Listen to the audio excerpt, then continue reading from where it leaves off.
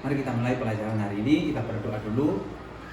Tuhan, kami bersyukur hari ini Sela, Nova, dan Pak Yosafat mau belajar. Berkati dari awal sampai akhir. Demi nama Tuhan Yesus, haleluya. Amin.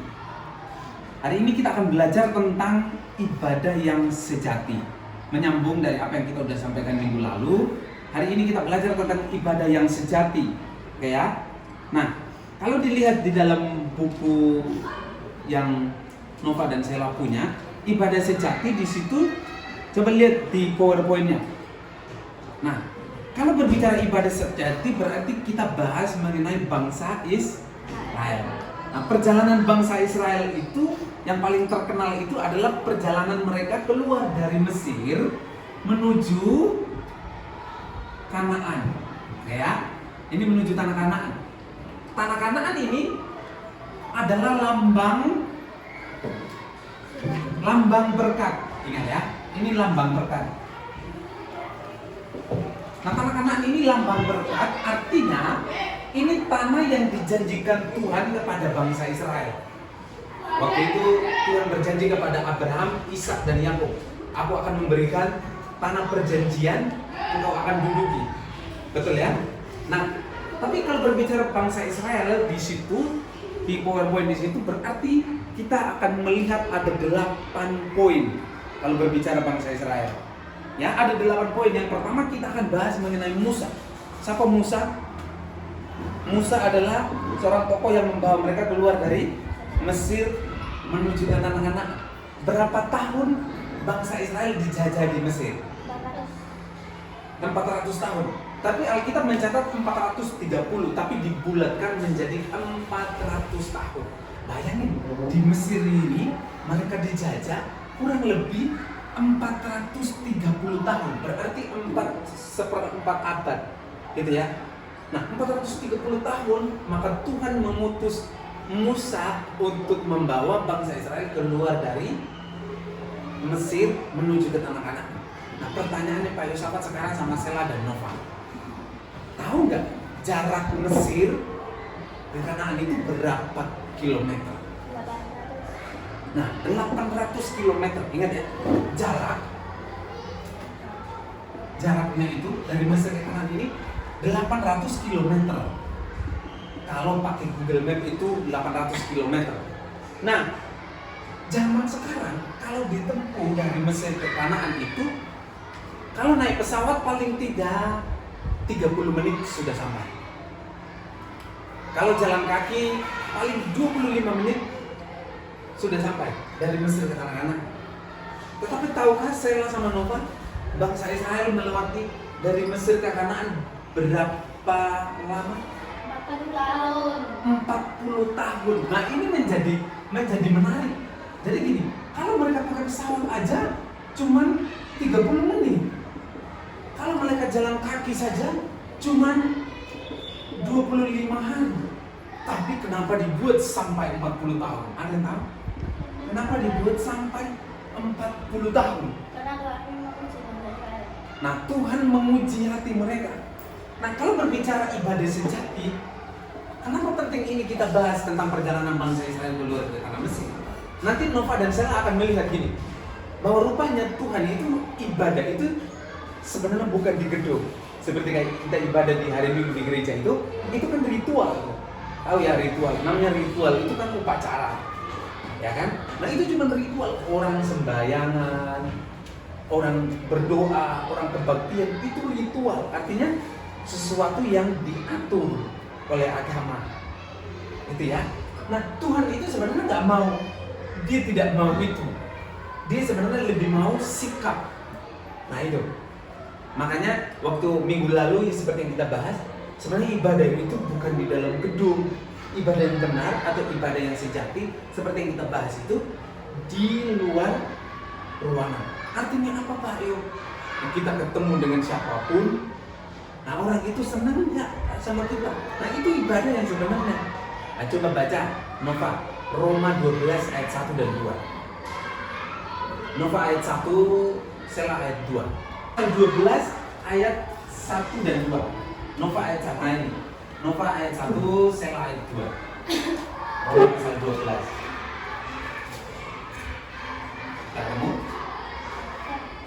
Dikatakan di situ persembahan yang benar. Nova baca ayat 1. Karena itu saudara-saudara, demi kemuliaan Allah, aku menasihatkan kamu supaya kamu mempersembahkan tubuhmu sebagai persembahan yang hidup dan kudus dan yang berkenan kepada Allah. Itu adalah ibadahmu yang sejati. Nah, oke, sebentar. Saya jelaskan ayat 1 dulu. Ayat 1 dikatakan gini. Persembahkanlah tubuhmu sebagai persembahan yang hidup dan kudus. Nah, Tuhan itu sebenarnya, makanya waktu saya sampaikan di Nova sama Sela, Tuhan itu sebenarnya tidak butuh uang kalau kita mempersembahkan uang di gereja. Tapi yang sebenarnya Tuhan butuh itu kita. Karena kita ini apa? Ciptaan apa kemarin, no? Kita ini ciptaan ciptaan Allah yang berharga, ciptaan Allah yang segambar dan serupa. Nah, kalau berbicara mengenai segambar dan serupa, misalnya ini Allah misalnya, loh kok nggak sama mukanya sama kita? Katanya segambar dan serupa, tapi kok mukanya nggak sama? Segambar dan serupa di sini bukan wajahnya, tapi sifatnya, betul ya? Artinya apa? Wajah memang nggak sama, tapi mestinya sifatnya sama. Nah, itu yang disebut ibadah yang sejati. Makanya tadi dikatakan, persembahkanlah tubuhmu sebagai persembahan yang hidup, yang kudus, yang berkenan kepada Allah. Itu adalah ibadahmu yang sejati. Nah, rupanya ibadah yang sejati itu mempersembahkan tubuh. Artinya hidup kita, bukan berarti tubuh kita terus dimasukkan ke dalam kotak persembahan, bukan gitu maksudnya. Nah, terus ayat 2 dibilang apa, Sel? Menjadi serupa. Nah, sebentar. Dibilang begini, jangan kamu serupa dengan kata serupa di situ sama. Dunia yang dimaksudkan adalah orang-orang yang tidak mengenal Allah. Seperti yang dikatakan dalam Injil Matius, di situ ada orang-orang yang tidak mengenal Allah, maksudnya. Nah, kita dikatakan jangan menjadi serupa dengan dunia, tetapi berubah oleh pembaharuan budi. Nah, karakter yang harusnya berubah. Nah, itu yang disebut ibadah yang sejati. Nah, kalau kembali lagi ke bangsa Israel, di situ yang nomor 2 apa? Padang gurun. Mereka di padang gurun makannya apa coba? Roti mana? Roti mana? Kalau mereka minta daging, Burung burung puyuh. 40 tahun mereka di padang gurun tidak pernah ganti menu, cuma itu. Kalau nggak roti mana, burung puyuh, cuma itu makanan mereka. Nah, kita kalau setiap hari mama cuma masakin ayam, sudah protes. Udah misalnya menunya padahal berubah-ubah setiap hari. Bukan saya 40 tahun tidak pernah ganti menu. Nah, gimana coba? Nah, harusnya kita lebih bersyukur. Nanti di situ dikatakan gini. Padahal bangsa Israel ini kan bangsa pilihan. Betul ya? Bangsa yang disayang Tuhan. Tapi mereka malah bangsa yang juga memberontak sama Tuhan. Makanya Tuhan bilang gini dalam Amos pasal 5. Baca Sel. Amos pasal 5, dibilang apa di situ? Amos pasal 5 ayat 21. 5 ayat 21. Aku membenci, aku menghinakan perayaanmu dan aku tidak senang kepada perkumpulan rayamu. Nah, aku menghina persembahanmu. Kenapa? Tuhan membenci mereka memberi persembahan, tapi hidupnya sebenarnya nggak sesuai dengan firman Tuhan. Gitu ya. Nah, jadi yang kalau berbicara ibadah sejati, rupanya bukan pertemuan. Nanti di situ Pak Yusafat bahas di situ. Coba klik dulu saya. Lagi. Nah, ibadah sejati di situ bukan ritual, tetapi melainkan praktek hidup. Jadi ibadah itu bukan ritual, bukan perayaannya. Kita ibadah dari jam 7 sampai jam 8. Di situ kita memuji Tuhan, kita menyanyi-nyanyi, melompat. Sebenarnya bukan itu.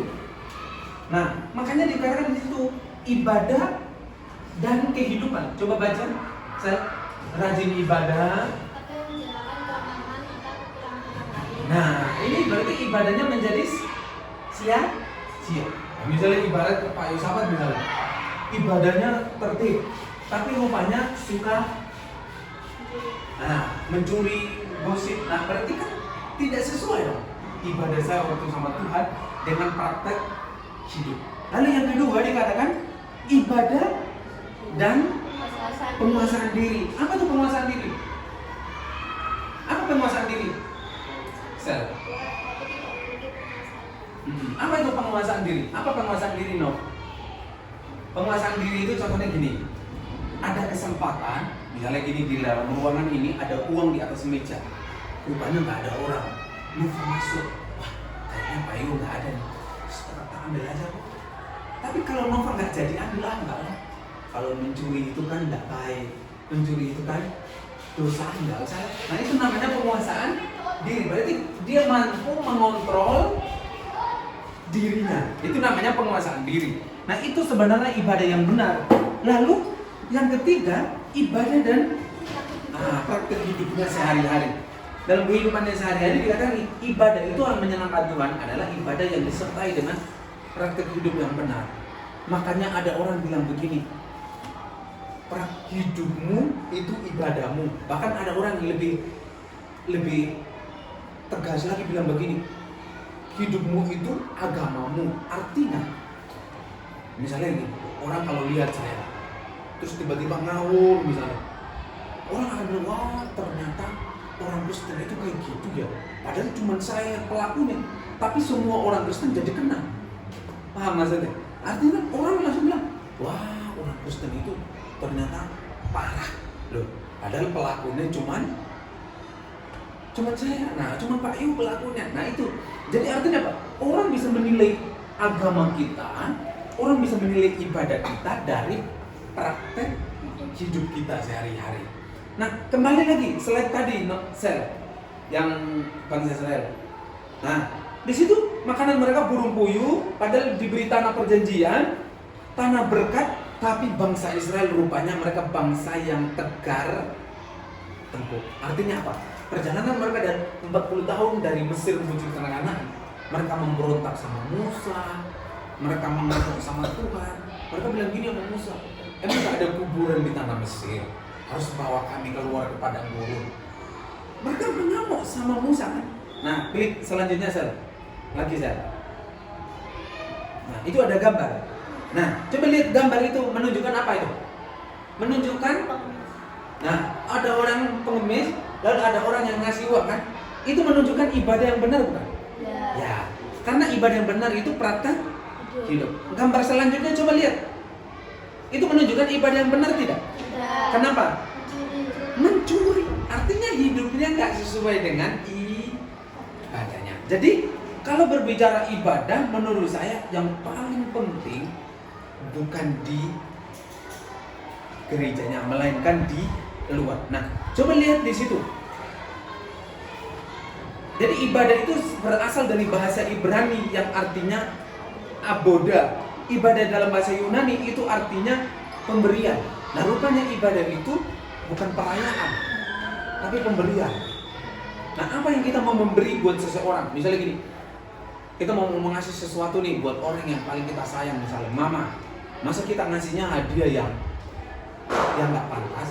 Nah, rupanya berarti kan pemberiannya kan harus pemberian yang baik dong. Bila perlu yang mahal misalnya, kalau orang yang paling kita sayang. Nah, coba Nova dan Sela mengerjakan soal di situ. Mengenai apa yang kita udah bahas, coba ambil note. Ada beberapa soal di situ yang Nova dan Sela perlu kerjakan dalam beberapa menit. Coba lihat. Nanti kalau ada yang nggak tahu, tanya. Coba lihat.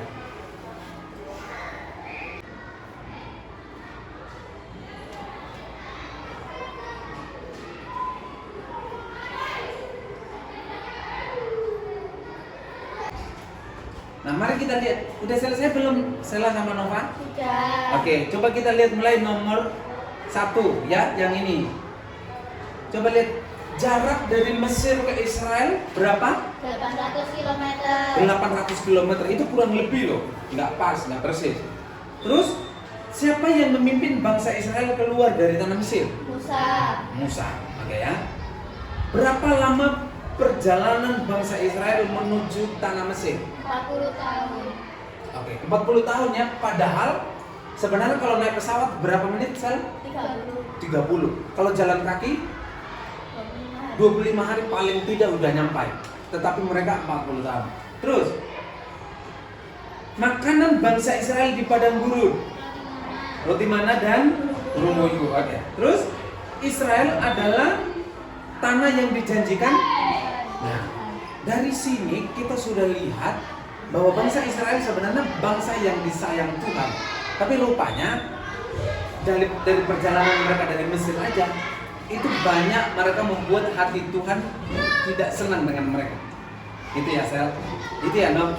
Oke ya. Jadi kalau berbicara ibadah yang sejati, nah rupanya tidak cukup kalau kita ritual. Nah, dari materi yang kita bahas hari ini tentang ibadah yang sejati, dari kitab Roma, dari Amos, itu memberikan pesan buat saya, Sela dan Nova bahwa ibadah bukan sekedar tapi praktik hidup yang lebih penting.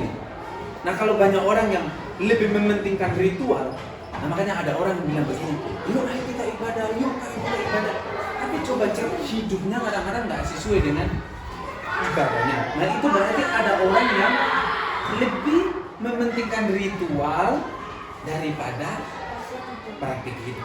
Kalau kita lihat dari bangsa Israel, berarti hidup mereka sebenarnya tidak sesuai dengan ibadah mereka. Nah harusnya kalau mereka bangsa yang disayang Tuhan, harusnya hidup mereka juga berpadanan dengan ibadah. Itu ya. Nah, untuk mengakhiri materi hari ini, Sela dan Nova, sebelum kita tutup materinya, kita menyanyi dulu. Hari ini ku rasa bahagia berkumpul. Bisa? Sela sama Nova bisa? Oke, mari kita menyanyi. 1, 2, 3. Hari ini ku rasa bahagia berkumpul bersama saudara seiman. Tuhan Yesus telah satukan kita tanpa memandang di antara kita. Bergandengan tangan,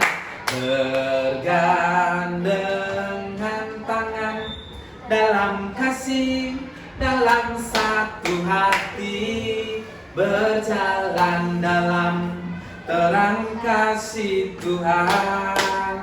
Sambil tunjuk saudaranya. Kau sahabatku, kau saudaraku, tiada yang dapat memisahkan kita. Kau sahabatku, kau saudaraku, tiada yang dapat memisahkan kita. Oke, kita akan akhiri pelajaran pada hari ini.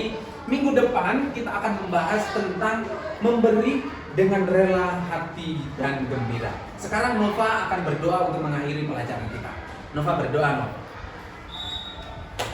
Bapak, terima kasih Engkau telah mengajarkan kami caranya ibadah sejati. Sekarang Nova dan Sila akan pulang, kenyang berkati kami. Berkati Pak Wi yang telah mengajarkan kami bagaimana cara ibadah sejati. Terima kasih Tuhan, dalam nama Tuhan Yesus Kristus. Haleluya. Amin. Amin.